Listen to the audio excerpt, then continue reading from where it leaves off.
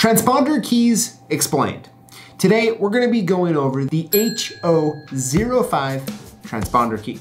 Now this particular key is used from 2013 through at least 2021. The 22 data is not out yet, so I'm not quite sure if it's still used in 2022. Now, of course, a lot of vehicles today are equipped with either procs or they're equipped with like the Honda flip keys, right? And what still makes this key good and popular is that not all the time a customer is going to want a full remote headed key. They're gonna want maybe an inexpensive key as a backup or a backup of a backup, right? Or an emergency situation. Sometimes they're just gonna want the cheapest option because, well, it's an expense, a big expense that people were not expecting.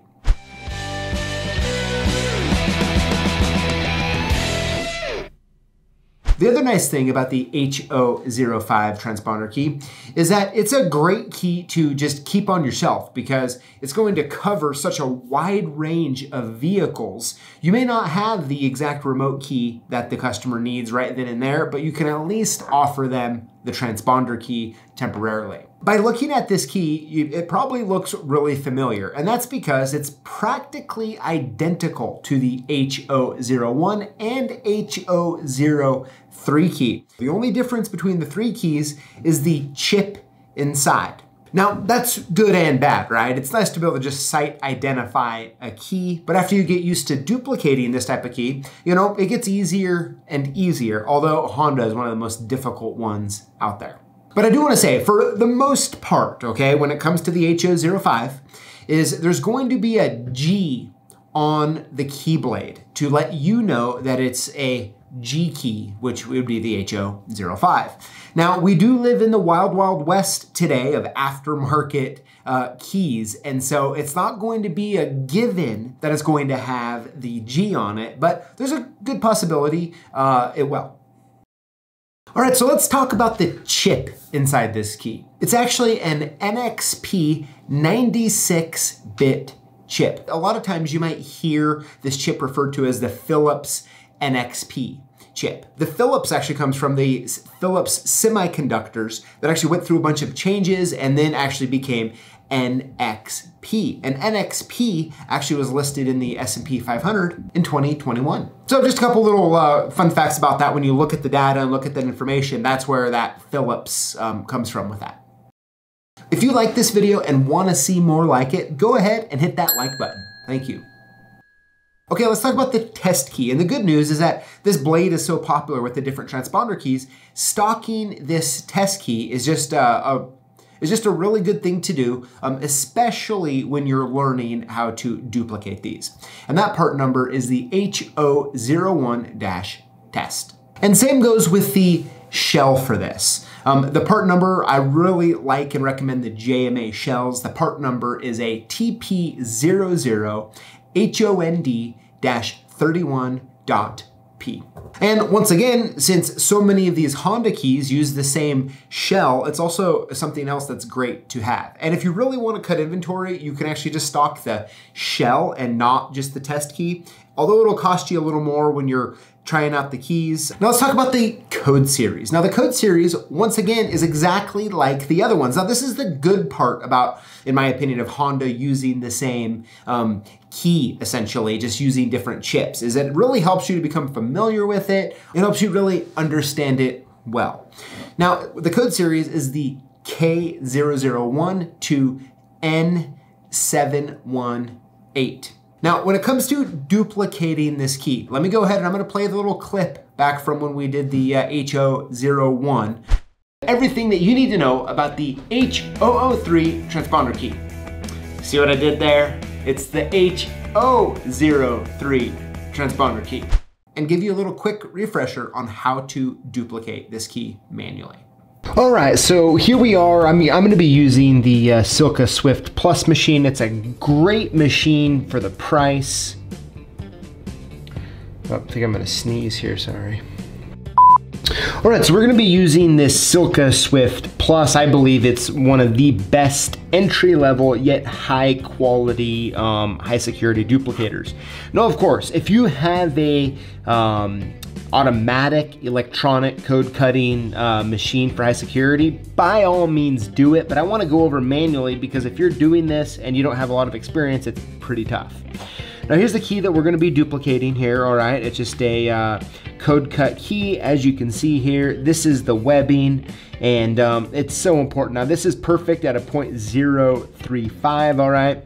And that's what we're gonna be duplicating on, but you wanna always check that out. You wanna make sure it's even all the way along on both sides there, and it just all around, you know, looks worthy to duplicate. Because, all right, so when we go in here, we wanna do a tip stop. Now remember, anytime you tip stop a high security key like this, you wanna make sure you can always try to get all of the cuts, all right, all of the cuts here on the actual jaw, okay? Not hanging off at all, ever, okay?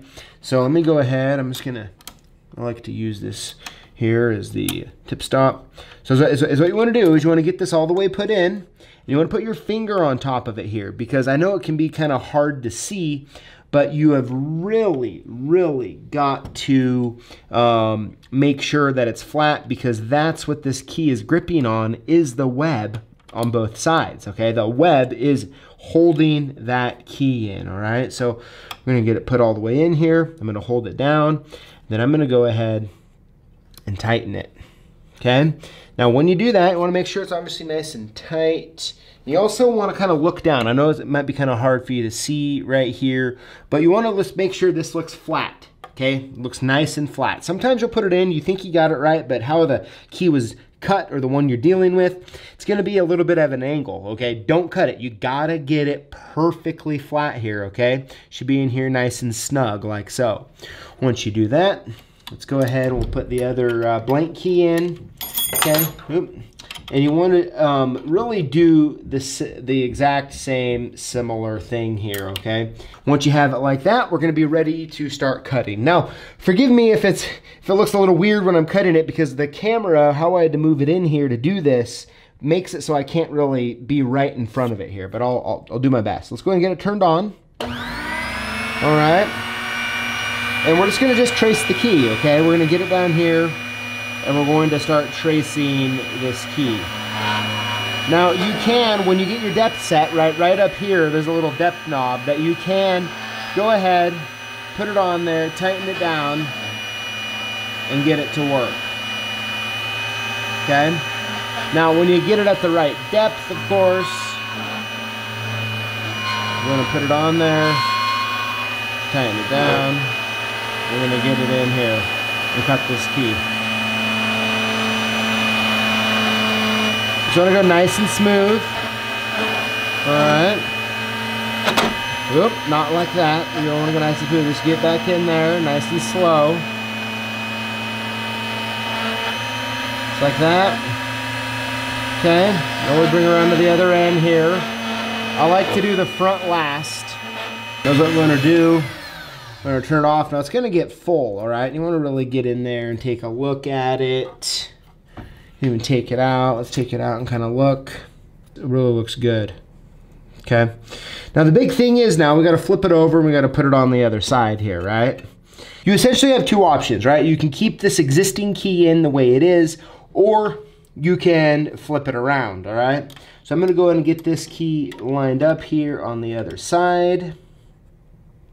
Just like that. So I got my finger on there. Of course, now we want to look and make sure that it's nice and flat like it is, okay? Very, very important. And you always want to kind of just give it a little yank both ways, make sure that we're good to go, okay? Now, I'm going to choose just to leave this key in because it's a fresh code cut key. I'm just going to leave it in. We're going to duplicate the same side again. However, you can flip it, and on a key that is highly worn, it's kind of a 50-50 toss-up to flip it. Sometimes if you flip it, it'll cut well. Other times, due to the wear on it, it's not going to hold right. So you're just going to have to start to learn what the key looks like and what you can and can't do. And sometimes that's just going to come with a little bit of experience. But the most important thing is, okay, is that you get it gripped down nice and tight and you're paying attention to that web.